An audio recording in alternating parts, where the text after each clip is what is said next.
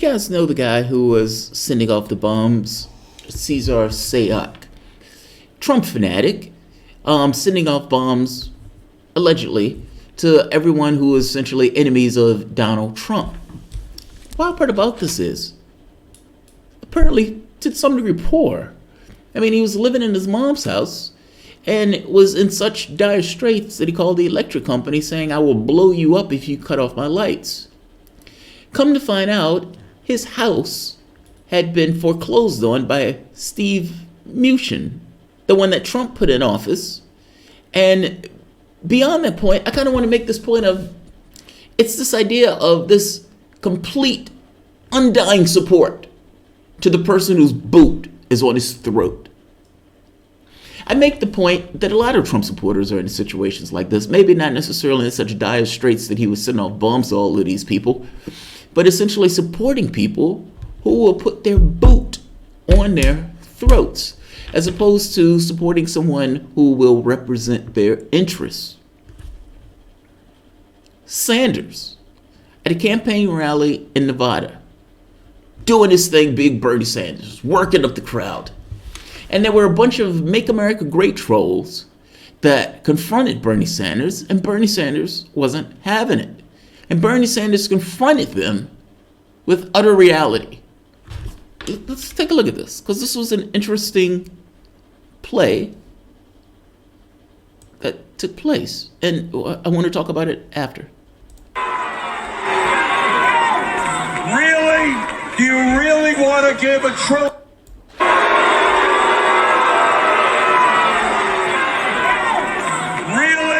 Do you really want to give $1 trillion in tax breaks to the 1%?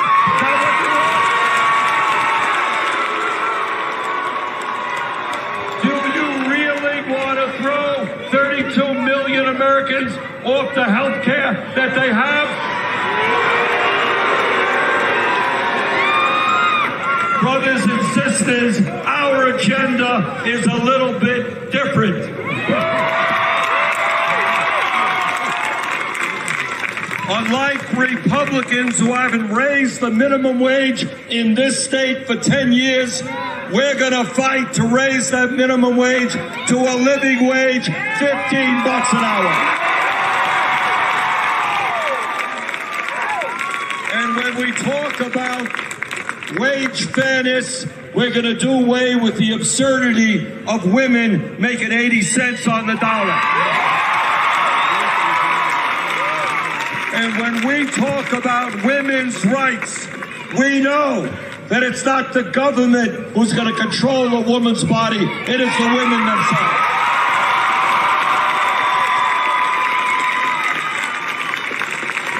And while we're here on this great campus, we say loudly and proudly that we are going to make public colleges and universities tuition free.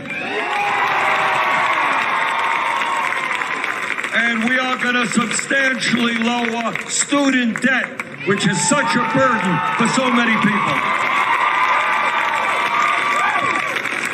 And when people tell us we can't afford to do that, well, we say that if Trump can give $1 trillion in tax breaks to the 1%, you're damn well sure we can make public colleges.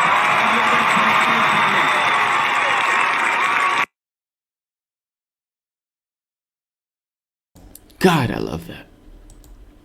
I love that. And by the way, it's not specific to Sanders. If any random person went out there and said that with a certain pedigree that you could trust what the person was saying, I would be doing this video saying, oh my God, I love that. This is not necessarily idol worship per se. It's just Sanders is the one avatar of this. Those Trump supporters are out their goddamn minds. Bernie Sanders is right.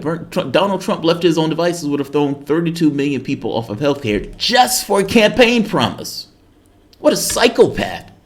Not necessarily a person who has everything given to him in his life, not to mention the criminality associated with his wealth.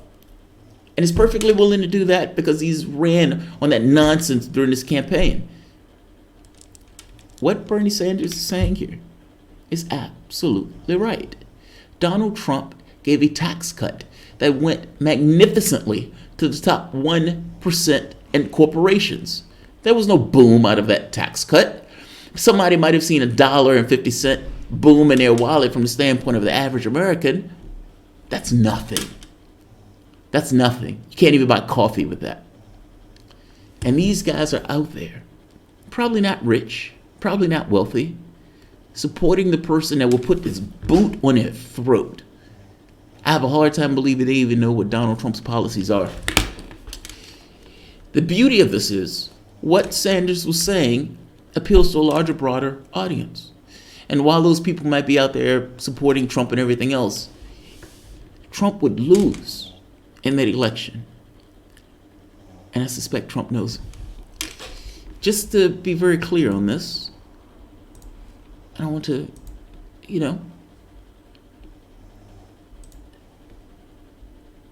Trump tax bill has nothing to do with economics. It's brute force politics. He's a Republican, so he's obsequious to the wealthy.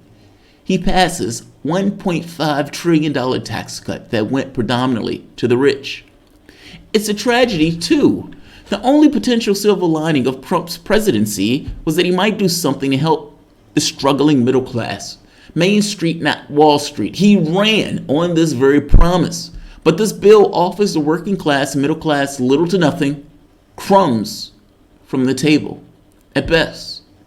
It provides a huge boon, however, to corporations and to the wealthy. This is not a populist tax bill.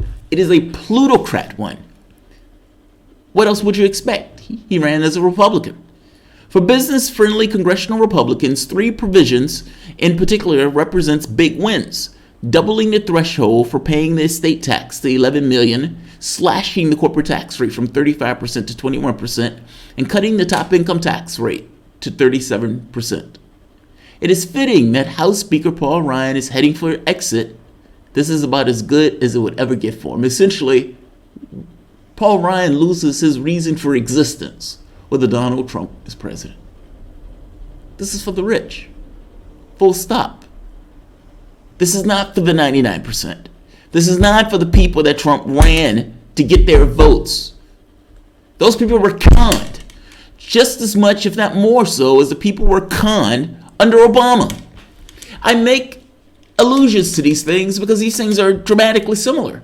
Trump is Obama for Republicans. I said this when I first started this channel, and it is ever more real now. And by the way, Trump is trying another tax cut that would ignore Congress. Trump is trying to pass another $1 trillion or so tax cut that bypasses Congress altogether. Bernie Sanders is right. Bernie Sanders is absolutely right. I understand that people wanted to believe that this blue-collar billionaire was going to somehow work in their interests. Those people were magnificently wrong. It is worse than the wrongness associated with lefties and Obama. At the very least, Obama was running as a Democrat. You could, at the very least, have some allusion to the idea that he may do something in this regard. But Trump ran as a Republican.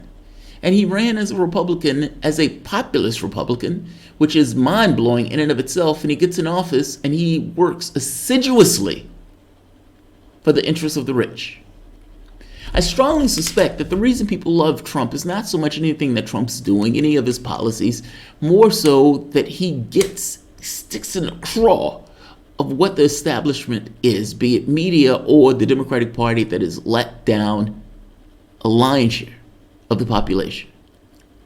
A lot of those people were Trump supporters, used to be Democrats. This is the failing to some degree of the Democratic Party, that Trump is even able to pull these people in this way, and that these people could be so abysmally taken advantage of. Make America great again. Hope and change for the Republican Party. I'll leave it here. If you enjoy the content, please feel free to share, like, subscribe. And you can always support through PayPal or Patreon. Thanks all.